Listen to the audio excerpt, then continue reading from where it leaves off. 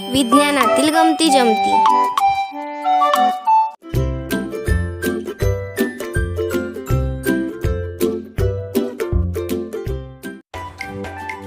प्रयोग पहिला.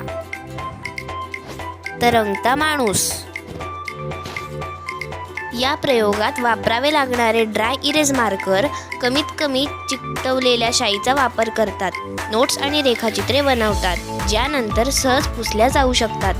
त्यांच्यातील शाई देखील अघुलनशील म्हणजेच द्रवात न विरघळणारी असते आणि पाण्यापेक्षा कमी दाट असते. जेव्हा आपण गुळगुळीत पृष्ठभागावर डुडल केलेल्या कोरड्या आकृतीवर पाणी ओततो, तेव्हा एक मजबूत शक्ती शाईच्या चिकटपणावर मात करून डुडलला पृष्ठभागावरून खेचतो व त्यामुळे ती आकृती तरंगू लागते. प्रयोग दुसरा. अदृश्य शाई. लिंबाचा रस व पाणी मिसळा व कापसाने पांढऱ्या कागदावर संदेश लिहून कागद सुकवा. संदेश वाचण्यासाठी कागदाला लाईट बल्ब जवळ धरून गरम करा. लिंबाचा रस हा एक असा सेंद्रिय पदार्थ आहे जो ऑक्सिडाइज होतो आणि गरम केल्यावर तपकिरी रंगाचा होतो.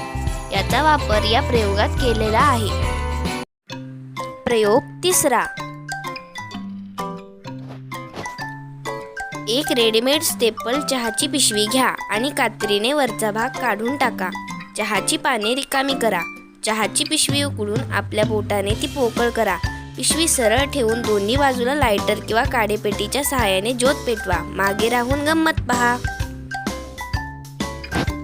आता यामागील विज्ञान जाणून घेऊया.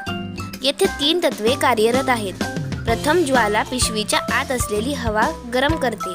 रेणू जलद हलतात आणि पुढे पसरतात. पिशवीतील कमी दाट हवेमुळे निर्माण झालेल्या जागा बाहेरील घनतेने गरम हवेच्या वरच्या दिशेने ढकलून देते. याला संवहन प्रवाह म्हणतात. शेवटी जेव्हा चहाची पिशवी जळते तेव्हा धूर तयार होऊन तो विरून जातो. त्या पिशवीची राख कमी झाली आहे, तिला जास्त गरम हवेमुळे वर घेण्यास भाग पाडले जाते, जे ते वेगाने वर येत आहे. प्रयोग चौथा. चिकटणारा जादुई बर्फ. टीत काही बर्फाचे तुकडे ठेवा व त्यावर मीठ शिंपडा. लगेचच बर्फ वितळू लागेल. एक दोरी घेऊन बर्फावर ठेवा व आणखी थोडे मीठ टाका. 4-5 मिनिटांनी दोरा अलगद उचलून पाहिल्यास दोरा बर्फाला चिकटलेला आपल्यास पाहायला मिळतो. असे का होते तर पाहूया. पाणी 0 डिग्री सेल्सिअसवर गोठते, परंतु जेव्हा मीठ बर्फाला स्पर्श करते तेव्हा ते गोठणबिंदू त्यापेक्षा खूप कमी करते. तथापि बर्फ वितळण्यासाठी त्याला उष्णता शोषून घ्यावी लागते.